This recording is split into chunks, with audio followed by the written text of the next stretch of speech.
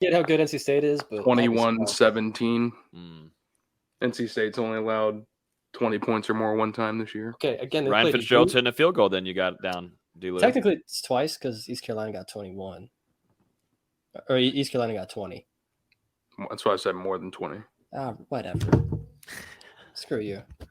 If East Carolina can score 20, we can score 24. All right. Both of those games are on the road, though. I would like to point that out. Okay, I don't care. Their other games are UConn, Texas Tech, and Charleston Southern. Like, it's not really saying much. Oh my goodness! Why do you have to roast my prediction? I'm just saying.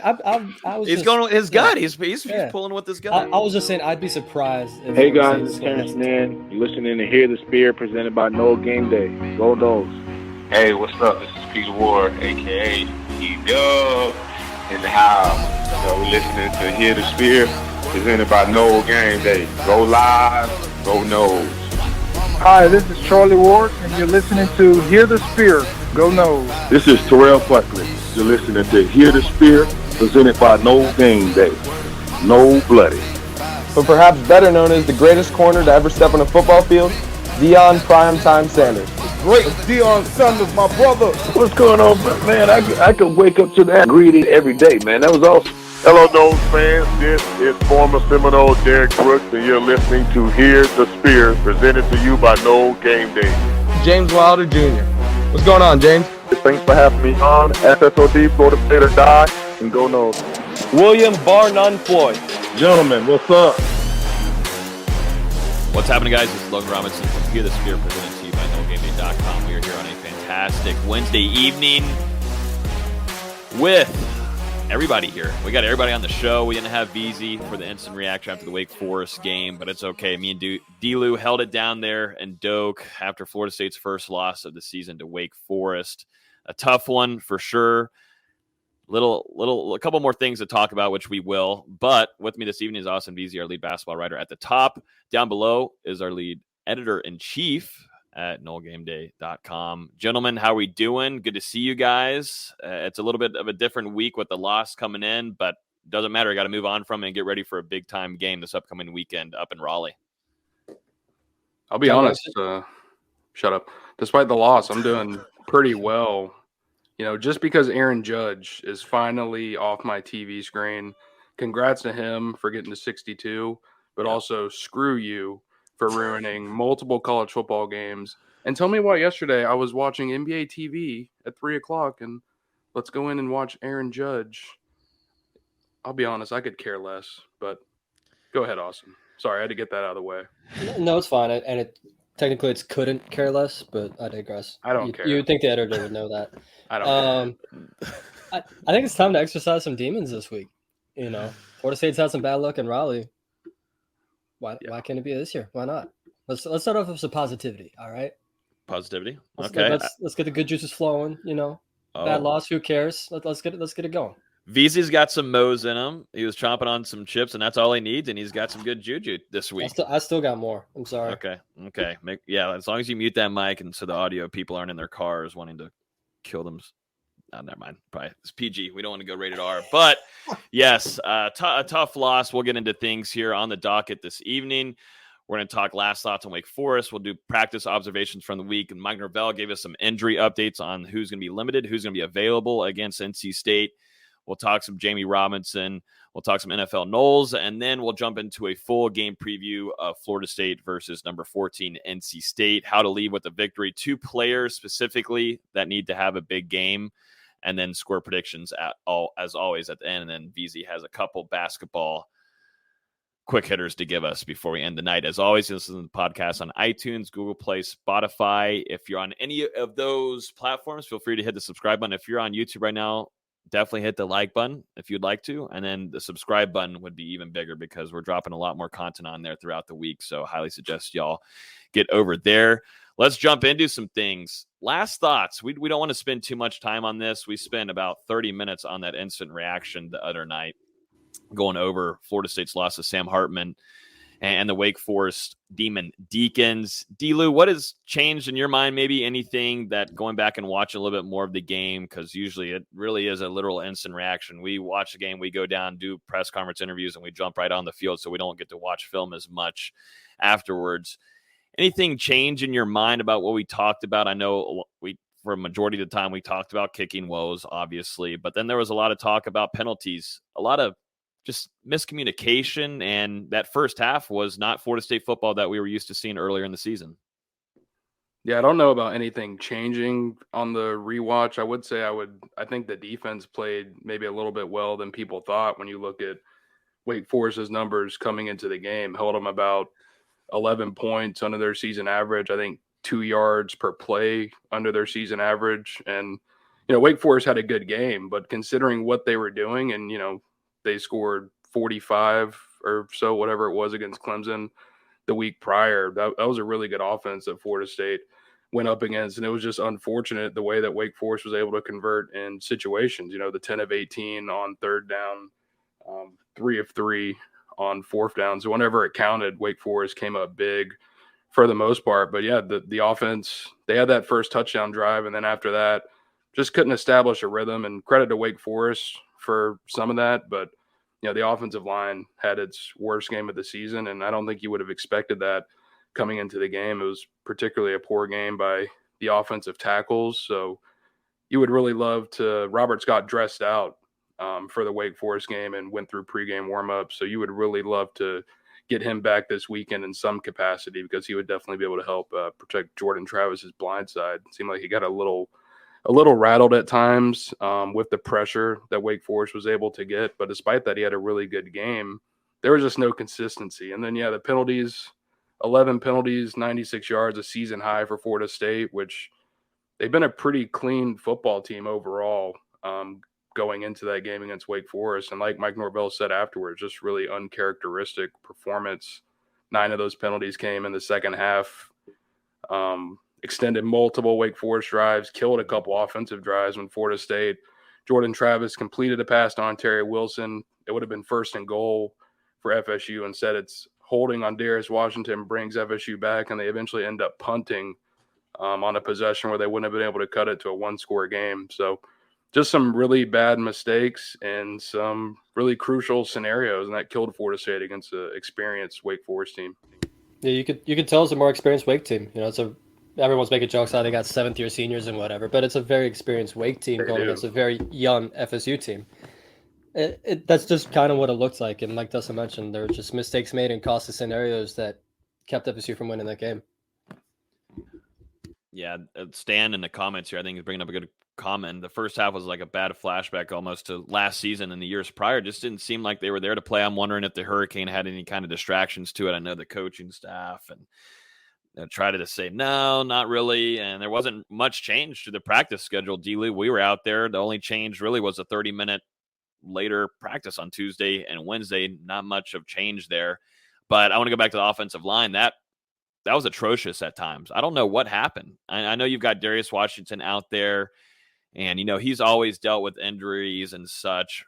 But at some point, you've got the experience, and you're talked very highly of Coach Atkins and Norvell, and he can be utilized. He's one of those guys that's a hybrid. You can use him tackle, inside. You can even throw him at center if need be. He's just a guy that can do everything. But at that time in the game, Wake Forest was finding ways to get around those edges pretty easily on those tackles, and I thought that was a poor performance and some of the lowest grades I've ever seen on PFF from in the inside too. I mean, Dimitri did not have a good game. I think out of everybody, it was Dylan Gibbons, but still, it wasn't extravagant performance. 60, like a 65.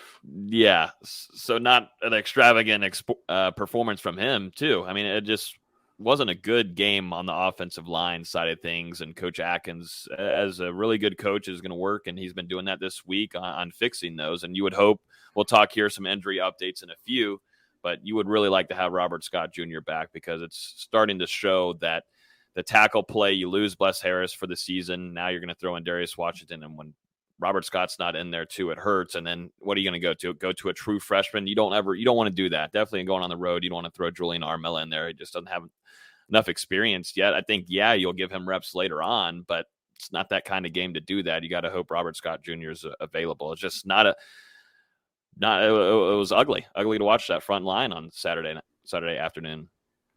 Yeah, and it gets even tougher, going against North Carolina State now. They have a better front seven, at least on paper, than Wake Forest did coming in to last week. So we'll have to see. This is a very strong opponent that Florida State's going to have to try and rebound against. Team has put in a really strong week of practice, and I feel like the focus on the offensive line has been there for the most part. And like you said, and like I said earlier, it would be huge to get Scott back. That's a huge piece of FSU's offensive line, and it would just give you the flexibility to move one of Darius or Justin somewhere else, and then you're also have an emergency body in case someone goes down.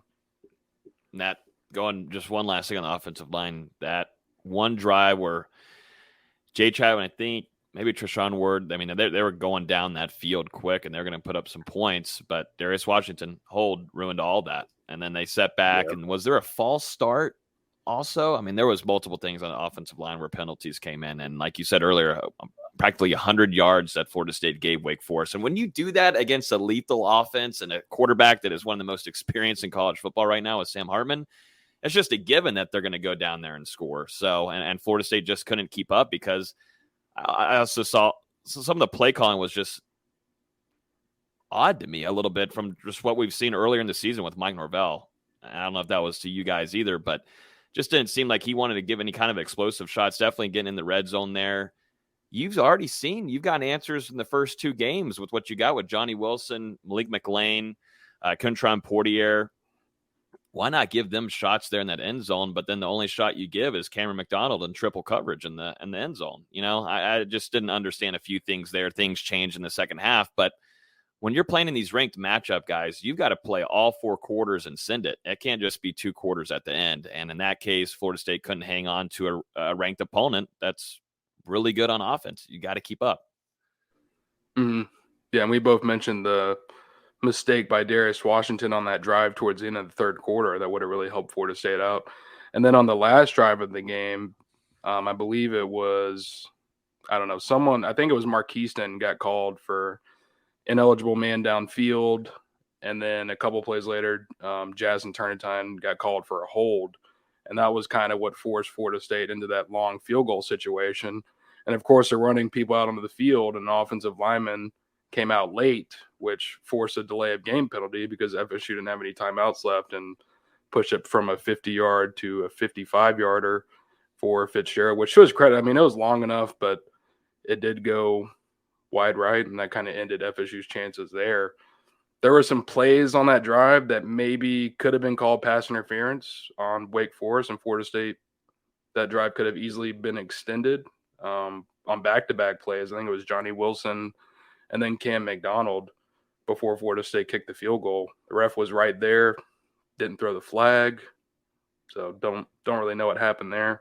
But either way, some big mistakes in crucial moments, and that dooms you against a team like Wake Forest who didn't commit many penalties, didn't turn the ball over on the day, and played a really clean game on both sides of the ball. And then, look at what they did in the fourth quarter with that 18-play drive to run nearly 7 minutes off the clock. They were kind of prepared from the get-go. And then going back to your point on the play calling, the only drive that I really had a problem with was that end of quarter, wherever it ended with Fitzgerald kicking the 29-yard field goal. Looking at the play-by-play, Florida State ran it 5 consecutive times before, like you said, throwing that pass to McDonald in the end zone where there were about 3 defenders in the area. And the only thing I can think of is that Norvell was trying not to give Wake Forest the ball back because Florida State had some momentum on that drive. It looked like they were going to punch it in and cut it to, I think, a 1-possession game going into the half. And there was still about a minute 30 or so on the clock. Wake had all 3 timeouts. I think they were trying to run a little bit more time off because we saw how quickly Wake scored a couple times against FSU, but it just didn't work out the way that he was planning, obviously. Mm-hmm. Yeah, and you got 2 aggro coaches, and Dave Clawson at that time seemed to be the more aggressive one, and things were working on that, at least on the offensive side. And there's luckily there's fixes and there's a way to respond to, and we'll see if Florida State's going to be able to do that. I think Mike Norvell has been pretty confident to start the week that he feels like this team has blocked that out of their mind. They moved on, and they're solely focused on NC State, which you have to be. This is a crowd that's going to be a sold-out crowd up there, and Florida State, as we know, has not had much success or has had nightmares up there, and it's not fun, and it's not a great experience. You kind of want to just get in, do your business, and get the hell out of there. I personally am not a big fan of that stadium either, so don't blame anybody for wanting to get out of there quickly, but it's just one of those games where it's just all business. You got to take care of your assignments, so it's going to be a big one. We'll get ready for that preview in just a few minutes. Let's jump into some practice observations from the week. Delu, you and I were there Tuesday and wrapped up today. Anyone stand out to you? I think yesterday, or actually, I would say today, we can start off with Kentron Portier having a really nice day connecting with Jordan Travis. I'd say both days Jordan Travis has looked pretty sharp, and today he came with a lot of energy. When that war chant was blasting, he was doing it and was feeling himself a little bit. I think J-Trav is looking forward to this game this weekend. He hasn't had a chance to play NC State in his career. If you think about it, last 2 years, he's not been able to play. And I also, we'll preview this game a little bit more, but I thought J-Trav looked good, and Kentron Portier today looked sharp. Yeah, Jordan looked pretty good, especially yesterday.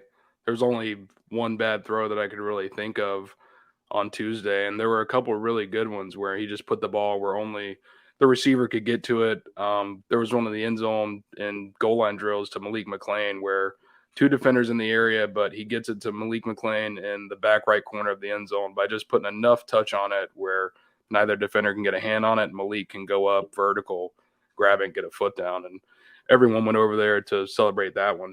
There was a couple throws that were off target today, but overall a pretty solid week for Jordan Travis. And the big thing to me is he looks, pretty much 100% now after that injury a couple weeks ago against Louisville. And you're hoping that his performance, which he's been damn good this season when you look at the numbers, and now up to 8 touchdowns, so just 1 interception on the season, completing a career high. I think it was 65.7, but either way, over 65% of his passes. A really good start through the first 5 games, and it's been huge that he's been able to play in all 5 of those games as well when you look at his bill of health in the past. So just want to see it continue this weekend. Like you said, his first chance to play against NC State. What was it? Chuba Purdy got the start in 2020, Milton last year. Florida State had a chance in both of those games, so we'll see if Jordan can lead them to a win this time around. Jordan, too, worth mentioning, without the brace this week. No brace. So that started on Tuesday. Put that out on Twitter. And that's a good sign for him being fully, hopefully 100%. And I want to see into this game this upcoming weekend. Understand we want J-Trav to throw. It seems like that's just been a campaign all throughout the summer and spring, everything added in and to start the season. But at some point, got to let him run. And I think, too, in his mindset, he's keeping his eyes downfield, and it's worked very well this season, too. But at some cases, they're just not going to be open, and you've got to throw. You can make runs rather than just throwing it away. And I think that's something that Coach Tokar is going to continue to work on with J-Trav and get better at, because J-Trav's legs are extremely special. One defensive player who I thought looked good this week was Pat Payton. Definitely today, I had a nice pass deflection right on the line there. Pat Payton continues to grow and get better. I think he's on the heels of McClendon here of getting more playing time. You get more experience out of McClendon, but I think raw talent wise, Pat Payton has him there. And I just really like what I've seen from Pat Payton. He's quick off the edge. He's good in the run. He's still learning, yes, but it's going to be such a fun time to watch him next year alongside Jared Verse. It's going to be very fun. But number 56, look for him this upcoming weekend. I thought he's looked really locked in and keyed in. And it just seems like now we've seen him in the spring grow into now things have just came to him. It just looks like a smooth player out there. It just doesn't look like a younger player anymore. Mm-hmm.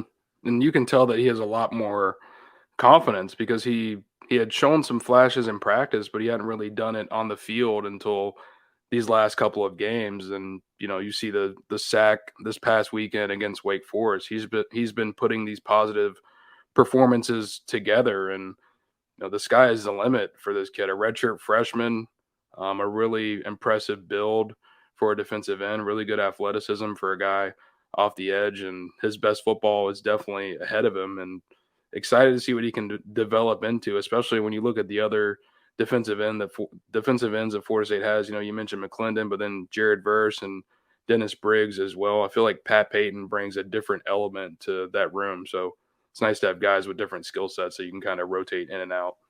And that was a guy, too, that went down. I personally didn't get to see it as I was heading down there to the field, but went down, got back up. He's been a full participant in practice this week, so he's good to go. Speaking of guys good to go, let's jump into some injury updates that Mike Norvell gave us. We don't usually get these, so super appreciative of Coach letting us in a couple nuggets here. Let's start off with Jared Verse, guy that got injured at Louisville. It's been a few weeks since we've been able to see him. We got to see him against Wake Forest, though. Limited reps, and then it seemed like throughout the game, added on to those snaps, and it ended up being a full go. And for a guy that I think was probably playing at 80, 85%, to have that kind of impact is saying something. Jared Verse is a very special player for that defensive side of the ball.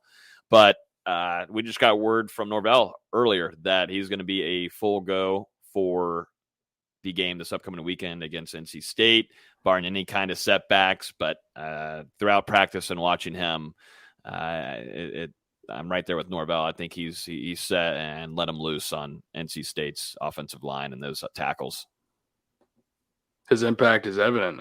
23 snaps against Wake Forest, 4 tackles, 2.5 tackles for loss, and a sack. So, to do that, I think he played if I remember it correctly, he played the least snaps out of any defensive end against the Demon Deacons and arguably put together the most impressive stat line. So what he does, Florida State's best pass rusher, obviously, he helps a ton when it comes to putting pressure on the quarterback. And if they can play him double what they were able to last weekend, it's just going to help against an offensive line that does have some experience, but also some youth on the left side. Another guy that we got an update on was Amari Gaynor, someone who we haven't seen in a long while, quite a long while, due to injury. Seems like he's going to be full go. That's what Mike Norvell told us, which is a good sign there. Adds in some depth. Not that it's going to play a pivotal factor for Amari Gaynor. There's two things that I think of this that FSU should utilize him in. Number one, pass rush. It came out of high school doing that. And I wish, at least for Adam Fuller, Randy Shannon, something to build around him, because that's something that he's always been talented at, is getting around the edge pretty quickly. And he's much of a thinner body than that's linebacker room, and that's something you could utilize him at. And then two, I'm hoping that Florida State, on the other hand, can have Gaynor in there to also come relieve Kalen DeLoach, Lundy, and Tatum Bethune, because I feel like we saw that against Wake Forest. We were talking about in the press box, why is Kalen DeLoach completely off the field on the sideline for an entire drive, which Wake Forest ended up scoring on? What was going on there? That was one thing that we never really got an answer on. We never will. I'm wondering if there was rest, worn out, something like that. But when Kalen DeLoach or Tatum Bethune are off the field, defense really struggles.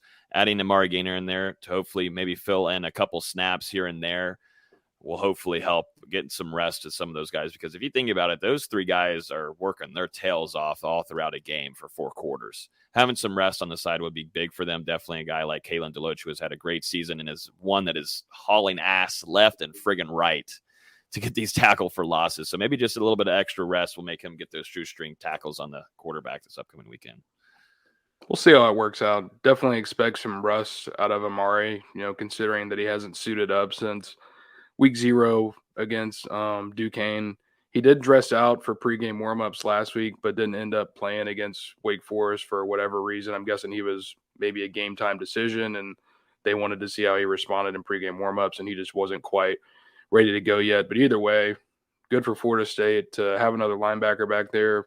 Room that's been hit with some injuries, and like you said, a little bit thin with that 3-man rotation, as well as Brendan Gant getting some time in there. So having Amari back, even if he's still getting back acclimated this week, especially it being his first game in a while, it's good. Him being a veteran, and Florida State can use him in different ways. So we'll see how many snaps he's able to get on Saturday night and what impact he ends up making in them. But either way, good to have a veteran back on that Florida State defense. Mm-hmm. Like I said, specifically, I don't care if it's even 6 or 7 snaps, just time to give Kalen DeLoach some rest on the side will be huge if you have the chance to. And then another update that we have is on Robert Scott Jr., a big one here. Florida State's left tackle, as Darius Washington took his spot this past weekend and substitute. This one seems like it's going to be a game time decision, and they're going to see how the rest of the week goes. Dustin and VZ, we already talked about it earlier. Having him back would be huge for Florida State this upcoming weekend. And I think there's some positive signs, I would say. There's some positive signs, but I truly think it's going to be a game time decision along like how it was for Verse this past weekend. If he's ready to go, then he's ready to go. But the thing that you're in now is for Norvell, like you already saw how bad it was with Darius there. How much worse could it be with Robert Scott Jr. at 80%? That's the things I'm evaluating right now, because it was just rough to watch. It would be big to have Robert Scott Jr. on that field for FSU on that line for Coach Atkins on Saturday night. For sure. And just considering the fact that he did dress out last week and went through pregame warmups and everything, I'm leaning towards that he's going to end up playing against NC State. And it just depends what fashion he's able to contribute in for Florida State, whether that's starting, playing half the game. We'll just have to see where he is on Saturday during pregame while Florida State is warming up. But we've said it a couple times now, having Robert Scott back, that definitely improves Florida State's offensive line. Anything's better than what we saw Saturday.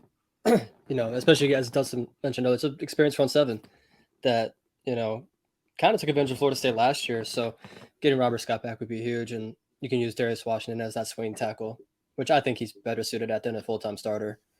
Mm-hmm. Yeah, that would be a very nice addition to an O-line that had not a great game.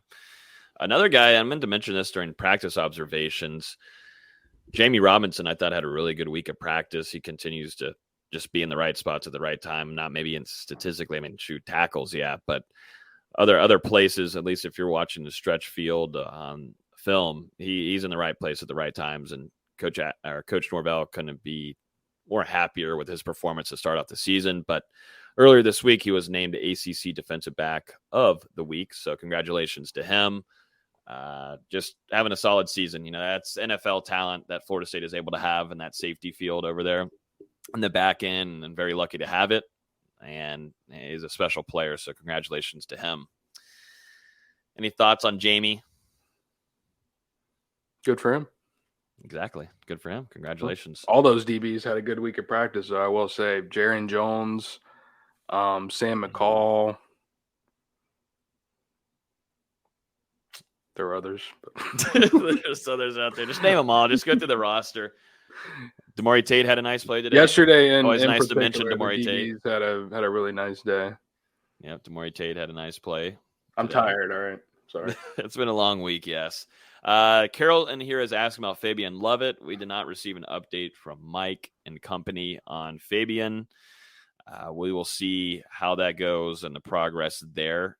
Mike Norvell did say on Monday, though, that they are expecting to have him back at some point in the season. So at least that's an optimistic update there. And he said the same thing about Jackson West for that in there. Nice. Yep. In the same sentence. That's why it should be mentioned. Yeah. We love you, Jackson West. Yes. But Fabian Lovett, no update there. We've seen the difference there. How much Robert Scott kind of feeds off of Fabian on the other side. Stuff. And I thought, I've liked Joshua Farmer. I think I've been more impressed with Farmer's play than Jarrett Jackson at this point. I'm a little shocked by that, but someone on that other side's got to make some moves here. But I think Farmer is the one that Coach Odell Higgins. He's definitely the one that gets coached one of the hardest on the team. It's been that way for over a year now. But Farmers have been a nice substitution for the time being, but there's just nothing like Fabian Lovett, and it goes to show. Let's jump into some NFL Knowles before we go into the game preview. Florida State, there's some Knowles out there. We didn't get to see Jameis Winston play. They were over there in London. Yep. Playing in London against your Vikings, right? It was a miserable game. We did not deserve to win whatsoever. Dalvin wasn't very good. Only had, I think it was 76 yards on 20 carries. He's dealing with, I think, his 6th separated shoulder of his career. If you go back to Florida State. Back running with the harness on, like we've seen him do. Yeah, just an ugly game. A lot of people really enjoyed the game, but as a Vikings fan, I'm like, why are we winning this? We don't deserve to be winning this. It was frustrating, especially because I had to be up at 6 a.m. that morning, so that didn't make it any better. Yeah, just a weird game. Very weird game, which I feel like a lot of the London games are. I would tell you some PJ Williams insight, but I don't remember seeing him on the field very much. Yeah. Double doink, though. He did drop a pick. I do remember that. He dropped a pick. But it ended up being pass interference on Lattimore anyway, so it didn't really matter. That's all I remember about PJ. Yep, Dalvin Cook, 20 carries, 76 rushing yards, 2 receptions for 10 yards. So I don't know what's going to me. I know Jameis isn't out there. Michael Thomas, I mean, I hate hearing his name because I don't ever think he plays on the football field. That's all you hear. The Saints had so many people out. They had Jameis out. They had Michael Thomas out. They had Andrews Pete out. They had Kamara out. I think Landry was out. No, Landry played. He was just terrible. And then they had someone else out too. I forget who it was. That's a good way of putting it. It wasn't out there, but it was just terrible. Listen, I'm not going to sugarcoat it. He was out there, but it was just terrible. He wasn't very good. Yeah. No, yeah. Jameis, and got an update today. Jameis didn't practice again. So it seemed like, and I'll be honest with you guys, I felt like it was a little rush getting Jameis back out there on the field, man. And I'm no expert on health and all this kind of stuff too, but watching him practice in some of training camp a little bit, it just didn't seem like he was 100% still with that leg. And now you got the back fracture stuff going on, or whatever the hell's going on there. That no one should even play tennis or golf at that state, but he's playing football in the NFL with that back injury. I think now they're finally giving him some rest. But Saints, man, they don't have much time. And on the injury report, he's dealing with an ankle issue too, supposedly. Yeah, it's just what is going on there? But yeah, that's what's going on there with the Saints part. I got to see a really fun game on the road on the ride down to Tampa, going to cover the Bucs versus Kansas City Chiefs. While doing so, had on the Steelers game, which is always just so much fun to watch this season. So much fun to watch this season. I don't even want to talk about it, but we do have our future rookie of the year starting this upcoming weekend. But LaMarcus Joyner, love you. One of my favorite players to ever come through Florida State, just as a fan of watching football. LaMarcus Joyner, absolute beast, but comes away with 2 interceptions on my team. And then Jermaine Johnson decides to just go off here. He had a 9-yard sack in the backfield. Had 4 total tackles, 3 solo tackles, quarterback hurry, everything. Everybody go off on me. That's just how it works. I'd rather them do it than anything, but then again, they're labeled as the Jets, so I enjoyed it. I know you did. You loved it. We were in the car, and I was just like turned to Logan, but really on the inside, I was laughing. Oh, I was laughing the whole time. I'm sure you were. We have one of my coworkers is a Jets fan, and she was clowning y'all. It was pretty funny. Yeah. Tell her to go eat a bag. Brian Burns, he had a sack as usual. Jalen Ramsey, man, that Deebo Samuel. Woo. God. We can talk about the positives, and then we can talk about the negatives. Deebo Samuel's a special talent. Oh, you didn't get to see it? Oh, no, I don't know if I want to pull that up here. It was a wide open tackle that Deebo Samuel took him for a little ride there for a touchdown. Not even a ride, just said, get off me. Yeah, Deebo's a little bit different. Yeah, he is different. Not easy to tackle, and Jalen Ramsey learned pretty quickly. And Jalen Ramsey's a good tackler, and so – but they had probably a 5-yard 10-yard separation. And Deebo Ramsey went for the thigh pad, couldn't take him down one bit, and Debo practically walked in after that. But that was tough. That was rough. He's had a couple bad plays this season already. Yeah, I'll go one more rough thing, and then we'll go to a positive sign, as always, with Derwin James. But, yeah, I don't know what's going on with Cam Akers and L.A. Rams. I mean, dude, they're definitely getting that Super Bowl – what do you call that? Super Bowl high from last year? Hangover. The hangover, yeah. And then this happens. I don't know what's going on with Cam, and I don't know if it's about the offensive line there, but he's also hurt himself a few times there with those fumbles like last week. It's tough. And then Derwin James came away. He had 6 tackles. He's had also, too, just a really good start to the season. I think Chris Sims named him as being one of the top defensive backs in the NFL right now and saying that he's playing his best football ever. Which I don't think is much of a surprise to anybody. No, fully healthy Derwin Yeah, James. just say he's finally fully healthy. We haven't seen it in a while. And he's being the Derwin we're used to him being, just flying all over the field. He had, 9 tackles? I mean, this is what we're used to Derwin doing. And then we also have to give a shout out to Josh Sweat. He's been really good this season for the Eagles. Had a sack and a half the other day and 3 hurries. Proud of him, man, especially for what he overcame in high school. Good for him. 2 guys that when they're fully healthy, they can be lethal. He got a nice little contract, too. Yep. Good for him. And got a team that's on the rise, man. Philly's looking pretty good. So, but yeah, that's practically wrapping up NFL Knowles there. I don't think there's anything else that really stood out on the Seminole side. No, I don't think so. And no, Bobby Hart hasn't punched anybody. He didn't punch anybody this week. Thank so. God. I'm pretty certain that's going to be the only time we say his name all year. It will be. That's the time. That's the only time we probably said it on here. And how many offensive linemen are we talking about on the NFL Knowles, right? They'd have to do a really nice block, or like what Bobby Hart did, do something really noticeable. Is he the only offensive lineman we have left in the league right now? No, Cam Irving's with the Panthers. Cam Irving. Cam Irving's with the Panthers. I forgot about him. And believe it or not, isn't Rod Johnson on the team? I think Derek Kelly is on the Saints practice squad. Believe it or not. No way. I swear. No way. Derek Kelly's still out here. There's no I'm not way. trying to hate. I'm just. Hang on a second. We got to figure this out about Derek Kelly. Yeah, because I refuse to believe it. He was. I went to Saints.com, and that's not what I was looking for. He was waived the 28th of August, so I don't think he's on the team right now. But that's more recent than I thought he'd be. Signed to the practice squad. That's the question. Mm-hmm. It doesn't say that. It just says off-season only. So. Oh, and Rodney Hudson. Duh. Yeah. Yeah. That's a big one. We're been there. I'm not a part of the conversation. Oh my goodness. How did you think of Derek Kelly before?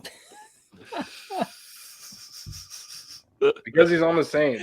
But I mean, Rodney Hudson and Rodney Hudson, like that's yeah. He's on the Cardinals. Rodney Hudson is Rodney Hudson. Let's don't talk about I mean, there's a difference in talent there for sure. So for Derek Kelly to even have a chance here, still going into 2022, is different. Rodney Hudson can probably play 3 quarters of a full game tomorrow. Just no one's even thinking about anything in Arizona. I'm sorry. Didn't he almost retire this offseason? Yeah. Damn. Rodney Hudson, stud. All right, let's jump into this game preview, guys. Let's jump into it. Florida State's going to be on the road. Had their 2 home game stretch. Now they're going to get back on the flight and head over to Raleigh. Number 14, NC State. What are we feeling here? They have 4 wins on the season, 1 loss. Haven't really played much ACC play, only one being against Clemson. That game, they lost 30-20. The first 4 games, though, they played East Carolina, won by 1 point, 21-20. Then they go over to play. Yeah. God, I had East money Carolina on that missed 2 kicks at the end of the game. They should have lost to East Carolina. Granted, it was at East Carolina, which makes it a little bit tougher, but they absolutely should have lost that game. Yeah, I watched that when I was in New Orleans. It was crazy.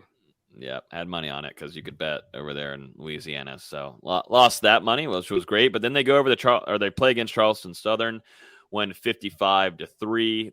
The No one next week, cares. yeah, they play Texas Tech 27-14, and then absolutely obliterate Connecticut, guys. No one Independence cares. Conference 41-10. UConn, let's be real. UConn doesn't count. Please, can you quit reading off their scores? I think it's fun. First off, here we go, Dustin. You've been laying it like 24/7 on me at practice. Dustin thinks NC State is awful. Doesn't think there's much competition this weekend. Doesn't think they're that great. Go ahead and let it I loose didn't on say us. that Florida State's going to blow them out, but on paper, NC State doesn't look like a very good team. They're carried by their defense. If you look at their offense, they've struggled tremendously. They don't have a bunch of playmakers, and that's really hurt Devin Leary. To your point on their points, 22.7 points a game against ECU, Texas Tech, and Clemson. So let's go ahead and take out Charleston Southern and UConn. Talk about a couple realish football teams. You know, ECU. Realish. I said realish. Realish. Said Yeah, there we go. realish. Thank you Okay. for bringing up those. And their offense is 82nd in the country. So it's a struggling unit. FSU's defense struggled last weekend. We'll see if they're able to bounce back here. Yeah, Larry's just completed 62% of his passes right now, 10 touchdowns to 3 picks. He's very talented, but like Dustin mentioned, there's just not a lot of great skill players. And as we were talking about in the pre-production meeting, I think they don't have their tight end that was really good for them last year. What's his name, Logan? Penix. Trent Penix. Okay. Penix. There's multiple I'm guessing it's Penixes Penix. out there. There's a lot of Guessing it's Penix Penix. players out there. Do you have his stat line from last year, Logan? No, but I can bring that up. No, don't worry about it. You just want me to say his last name a lot. His name is Trent Penix. He went from a running back to a tight end, and he had some good plays against Florida State last year. He will not be available this upcoming weekend, which is a hit to NC State's offense. Definitely Leary. God dang it. Definitely Leary, because he likes going to him. So that's one hit that they're going to take away from that offense. And we saw that a little bit against Clemson and NC State playing them. Not like y'all said, not a lot of playmakers. If you get after Leary too, he kind of almost like a deer in headlights a little bit. Yeah, you can take some pressures to him, and kind of doesn't know where he wants to go with that ball. And he had a slower start to last season, and we're heading into the middle of the season now. He had a slower start to last year, and then started heating up, leading the ACC and throwing touchdowns, passing touchdowns. You got to hope, he's kind of having a slower start again. We'll see if he heats up on Saturday night, which you don't want to have that be the case for Florida State and Adam Fuller. Yeah, because we already saw it, because we talked about it going into the Louisville game with Malik Cunningham. If that was the game he was going to be wake up, and he woke up. He was very much awake for that game. We'll see if that happens with Leary this game. Obviously, hopefully not. But he's a talented quarterback that had a lot of hype coming into the season for a reason. Mm-hmm. And I would say the good thing is he's not the running threat that Cunningham is. So at least you don't have to worry about that factor of the game. But, a guy who threw 35 touchdowns to 5 interceptions last year, yeah, he struggled a little bit to this point. Only 10 touchdowns to 3 interceptions. His completion percentage has dropped off a little bit.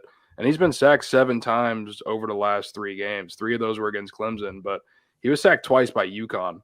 So Florida State 4 sacks last weekend against Wake Forest, and that ridiculous slow mesh offense that I don't even know how to describe it.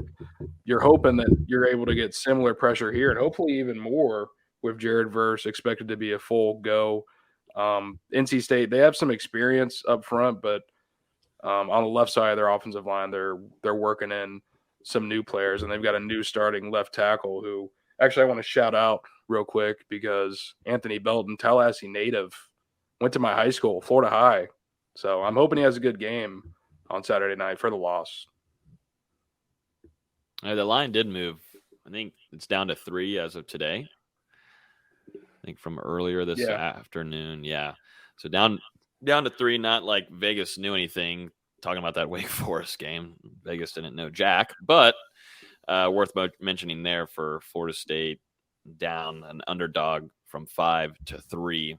And I think NC State going against Clemson too, they weren't able to find a lot of pressure. That's something that, NC State's going to want to do quite a bit. And if that's the case, then you got to hope this offensive line. I mean, two sides have to respond, and we're going to see who wants to respond more: Florida State's offensive line or NC State's pressure to get after the quarterback. And Jordan Travis can use his legs and get out and roll out, which he's done a good job of, and keeping his eyes downfield. But NC State has got to play better on that line, and if they're going to try to affect Jordan Travis, this will be his first time playing them, the Wolfpack.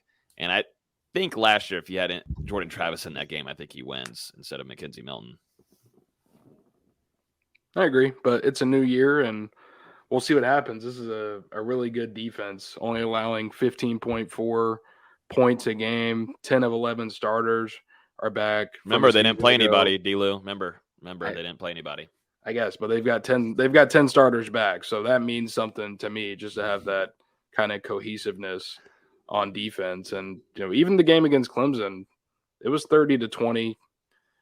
It wasn't that bad of a game, and we'll have to see what happens. Florida State, they really struggled with this defense a year ago, averaged under 2 yards a carry on the ground. Milton wasn't able to get a lot done through the air. I think he was 22 out of 44, if I'm remembering that correctly. So, yeah, like we said, we'll see if Jordan Travis is able to add a little bit more of a flavor to this offense. And it's important for FSU not to get in these big deficits early in the game like we saw with Wake Forest, because it makes them have to go away a little bit from that running attack, which is a strength of the offense. When we talk about that three-headed monster that Florida State has at running back, they weren't able to utilize all of those guys last year. Treshaun Ward dominated the snaps. Trey Benson and Toa Philly weren't able to get involved very much in the running attack, and I think that has to change this weekend, and it's going to be tough. NC State, they present a little bit of a different flavor with that 3-3-5, and I thought Florida State, they were still trying to figure out how to play against it during practice on Tuesday when the offense was working against the scout team. But you did see some progression today, so there's some optimism they'll be able to find some holes, but it's going to be tough no matter what, because NC State, 3 really good linebackers, some decent defensive linemen, some talent in the secondary, though it's important to note that they'll be without starting cornerback Derek Pitts in the first half for a targeting penalty that he committed against Clemson. And old friend Cyrus Fagan, unsure if he'll play. He missed the last game due to injury, and it would be unfortunate if he's not able to play on Saturday night because he didn't play last year either. So that would mean he missed out on both contests against his former team once he transferred to NC State, but we'll see how that goes. You mentioned our running backs. Oh, sorry. You mentioned running backs with Ward Benson and Toa Philly. NC State's only allowing, just over 3 yards a carry. Granted, they held Texas Tech and Charleston Southern to like 2 yards a pop. But it's going to be, I think it's going to be key to get those running backs going. This offense is, I think, coming at its best when the play action's working. The defense is all sucking in towards those bootlegs, and Jordan Travis is just rolling out and hitting options, 10, 12 yards down the field. I think that's when the offense is at its best. So getting those running backs going early, often, and getting north-south. We talked about it in the LSU game. They can't be getting east-west, get upfield, attack those gaps. I think that's going to be big for this team. I was expecting a lot more out of Lawrence Toafili, I will say, after 5 games, after all the praise that Norvell gave him throughout fall camp. Man, he looks good in practice. I just don't know if they found a way to utilize him. I think Treshaun Ward is by far your go-to back in those type of situations. Like the only guy that was able to get north was Treshaun Ward against LSU.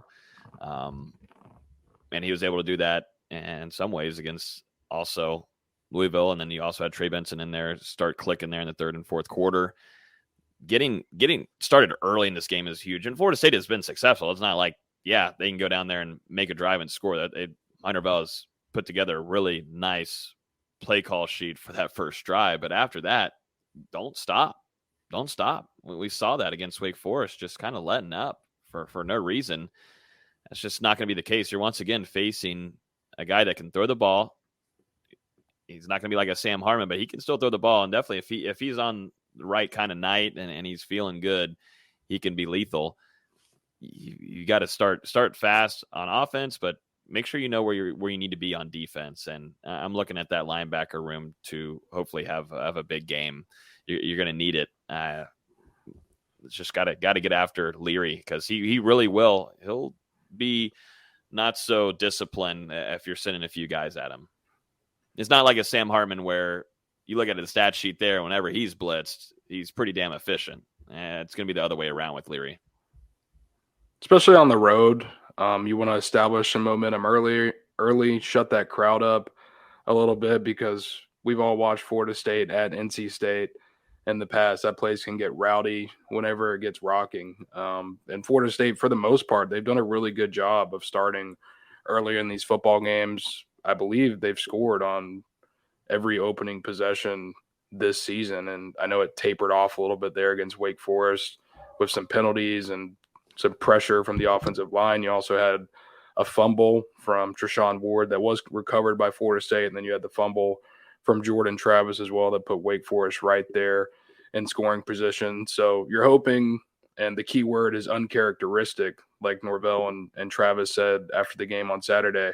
That was an uncharacteristic performance from this Florida State offense. For the most part, they've been extremely efficient.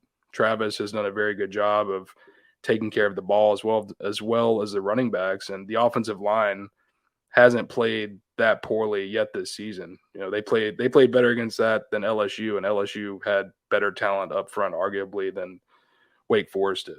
So you're hoping that was an off performance and they're going to be able to rebound, but it's not going to be easy. NC State's not going to give anything easy, and it's going to be huge for Florida State, I think, to convert on third down. North Carolina State allowing just 28.6% conversion percentage on third down, where Florida State, top 25 team in the country on converting third down. So that could very well be your ball game right now, which is why the running game is huge. Austin, I know you mentioned how good NC State is against the run. It's going to be huge not to get behind the chains so that you can convert these third and mediums, third and shorts, hopefully. Yeah, even Clemson, like, yes, they had 104 rushing yards as a team, but that was on 38 carries. Like, they were running the ball a lot against NC State. You know, that comes into like 3.8 yards per carry. I think Florida State's got to be a little bit better than that if they want to have sustained success on offense on Saturday. And I think Shipley had a 50-yard run.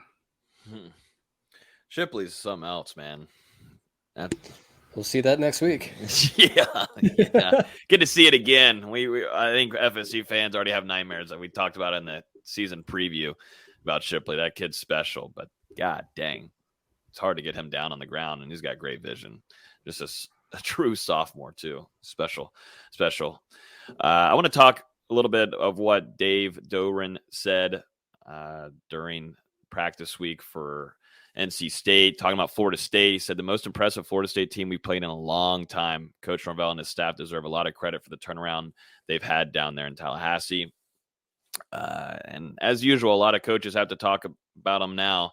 Jordan Travis had some strong things to say about him. He said, last year I thought he was an athlete playing quarterback.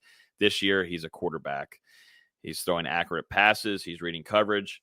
He's giving his receivers chances to make plays. He's playing really good football.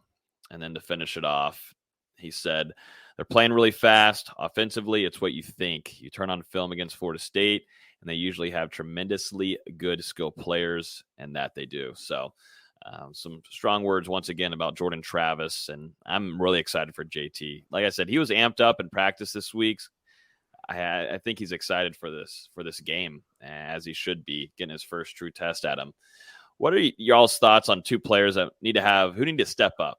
Who needs to step up on Saturday? And they can be two offense, they can be two defense, one offense, defense. Who really needs to step up on Saturday night in order for Florida State to leave Raleigh with a win? For me, it's hard to go with one player. I'm going with the offensive line. That's kind of cheating, but you really need a bounce back performance against an experienced NC State defense that's allowing less than 100 yards a game on the ground. They're allowing less than 200 yards a game through the air. They performed really well. Clemson was able to get some success against them, but only 30-20. That's not an extremely high scoring game. And when you consider the fact that NC State was on the road, it's a pretty impressive performance. And Clemson's been trending the right way on offense going back to that game at Wake Forest. They were kind of starting to get into a rhythm. So I was impressed with what NC State was able to do defensively against them. So it's going to be huge for that offensive line to have a bounce back game. And then on the other side, for me, Wake Forest, they were able to not spring too many big plays, but they were able to get too many intermediate runs that were 5, 6, 7, 8, 9 yards on first or second down that put them in a position to extend drives. I need Robert Cooper to step up in that middle and have a really big game for Florida State on Saturday night against North Carolina State. They're averaging, I think, 4 yards a carry on the season. 2 running backs are going to take the majority of snaps, and one of them, we're just going to call him Sumo. He's been a little bit limited recently, but averaging 6 yards a carry. It would be huge if Coop can plug that middle and make it easier for the linebackers and some of those other guys to make some tackles around the line of scrimmage and for loss.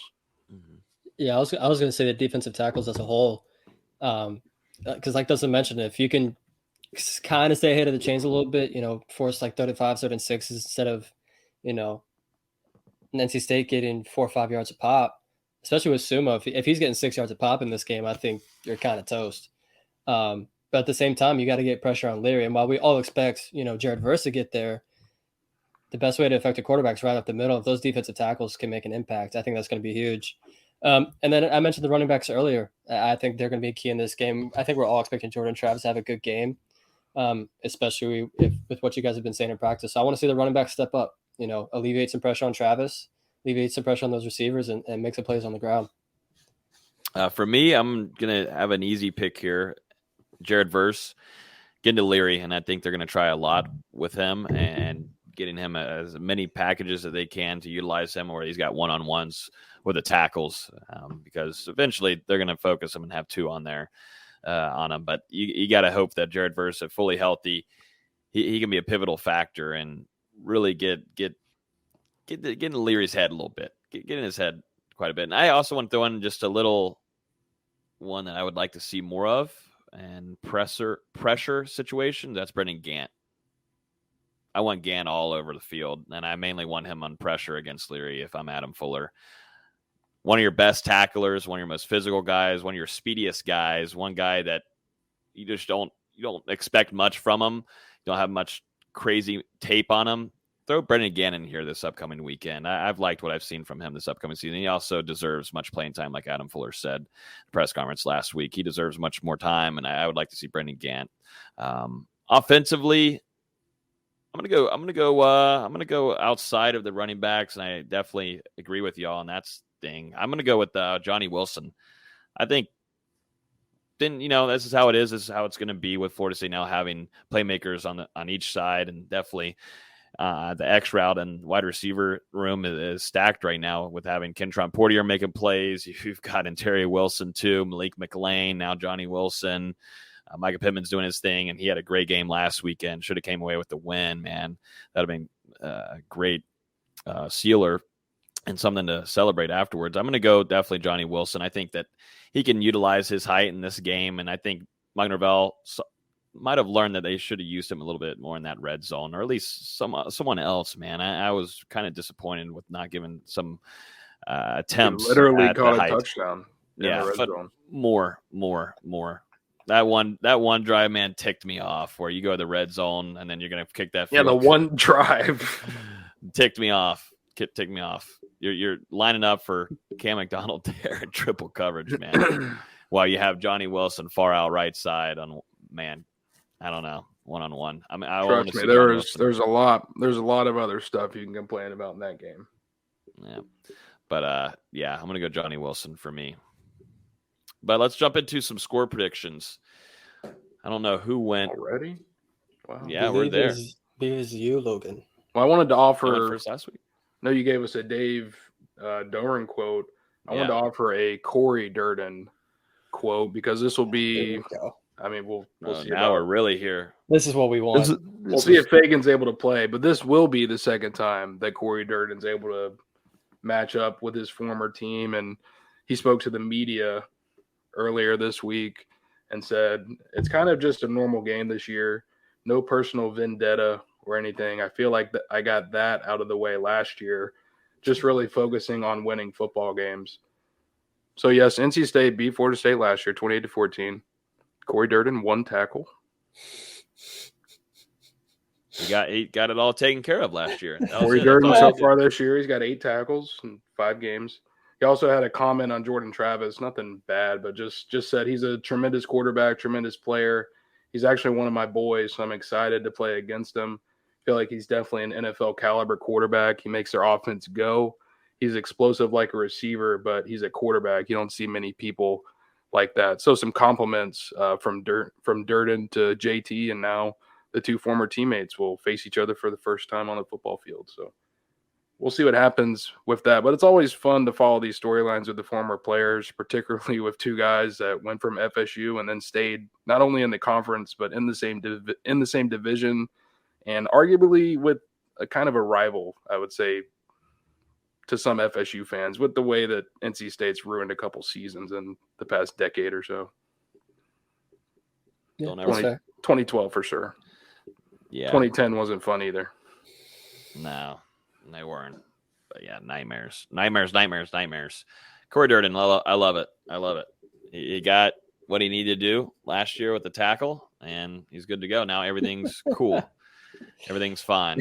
I will say that locker room that locker room sure has changed quite a bit, though. Sure has here in Tallahassee, I will mention. Let's jump into some score predictions, gentlemen. We're already here. We're rolling. Who's up? Is it me this week? Have we already wrapped around? Yeah. Okay, sweet deal. Perfect. Get it out of the way. I don't think FSU fans will like this one from me this week, and it is what it is. I went against my gut last week, and that screwed me, and I'm not going to do it again. It's been working so far, but I went against it, and that was a bad idea. I'm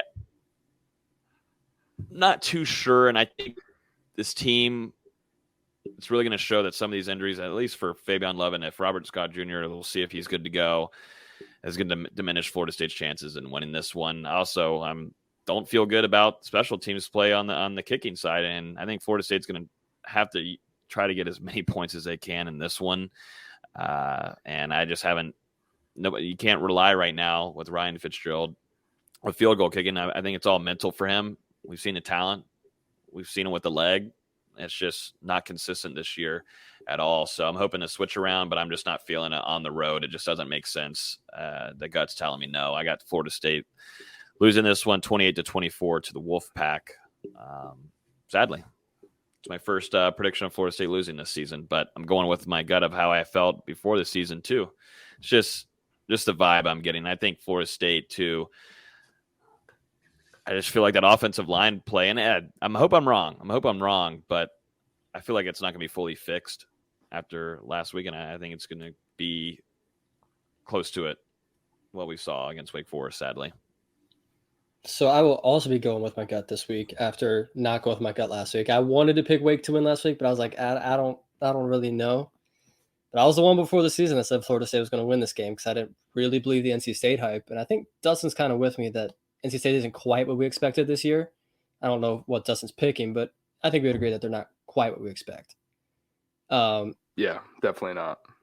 I remember I said Devin Leary was like one of the best quarterbacks in the conference prior to the season.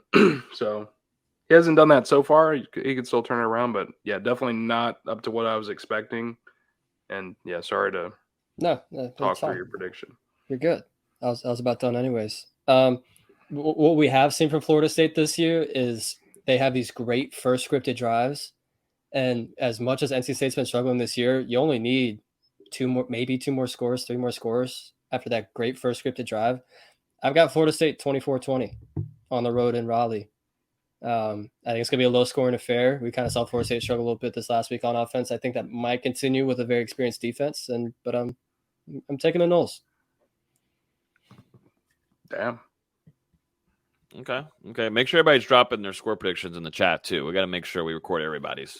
Not just us three. We're recording everybody's what they got in that chat. But right now, it's 1-1. I've got NC State winning this one. VZ's. We're both going with our gut, though, so we're really going to see who has the best gut. But you drink a lot of milk. You drink a lot to milk. What does that have to do with anything? Chocolate milk, though. It's a little bit of both. It's not great for your gut. Not great for your gut. So we'll see. What? What? I moved to almond milk, man. I had to move to almond milk, which wasn't good for my gut, supposedly. I don't know. Maybe you just have a bad gut. I think that's. I can go to the bathroom right now if we need to. Like I've got great. I mean, I'm good on my fibers, my fruits, my spinaches. My gut's really good, but we're gonna see who has the best one. 1-1. D-Lou, which way are you gonna go? You're literally at the middle too. This is perfect at the bottom. It's gonna be a close game. You know, NC State really struggling on offense right now. You can tell that missing Zonovan Knight, Ricky Person, Emeka Emezi, losing all those playmakers from last year has really hurt their offense. It's going to take a big game from Thayer Thomas at wide receiver, I feel like, to beat Florida State. But it's really just their defense for me. They've got a ton of experience there. They're going to miss some guys in the first half. We'll see what they're able to do throughout the game whenever they get those players back. But NC State's only allowed more than 20 points one time this year, and that was against Clemson last week. So that defense is legit, and it might be the best defense that Florida State has played so far statistically. We'd have to look at the numbers, but they're just really good at what they do, and I don't doubt that Florida State's going to come in with a good effort to try and bounce back against North Carolina State on the road, but I just don't think it's going to be enough in the end. And I'm going to go with North Carolina State 21, Florida State 17. Ooh. Oh, I feel like I'd be surprised if Florida State doesn't at least get 20. I feel like they're talented enough at this point. What was that? I get how good NC State is, but 21-17. NC State's only allowed 20 points or more one time this year. Okay, again, Ryan Fitzgerald's hitting a field goal. Then you got it down. D-Lou. Technically, it's twice because East Carolina got 21, or East Carolina got 20. That's why I said more than 20. Whatever. Screw you. If East Carolina can score 20, we can score 24. All right. Both of those games are on the road, though. I would like to point that out. Okay, I don't care. Their other games are UConn, Texas Tech, and Charleston Southern. Like, it's not really saying much. Oh my goodness! Why do you have to roast my prediction? I'm just saying. I was. He's going with his gut. He's pulling with his gut. I was just saying. I'd be surprised if Florida State scored less than 20. Like if I was picking FSU, I would be arguing too. But I don't want to say anything anymore. Like I've already told that I got NC State winning this one, so I don't want to. I'm used to ugly games and Rally. I'm sorry. We all are. Yeah. I mean, it's going to Rally. Rally, North Carolina. I'm expecting it to be quite ugly. Quite ugly. Damn. Well, it's always ugly at NC State. Well, it's an ugly fan base. Let's be honest here. Let's just get straight to the point. It's an ugly fan base. Ugly people. Well, okay, now we're going too far, but you're going too far. Just a disgusting stadium, just not a fun play. And they do that howling noise all the time. I don't know if anybody's ever been to the NC State Stadium, but nothing special. You'd be better off playing at a high school stadium, and you'd have a little bit better. And that howling noise is so annoying. You know, FSU fans do the chop. This is what NC State fans do. It's like a little. That's what it looks like. That's every time they start doing. Do they do that noise with it too? No, that's what I hear in my head though. That's what I hear. Because like, what is this? No one's intimidated by this. I'm in a fighting mood. NC State fans are the worst. They are. Damn.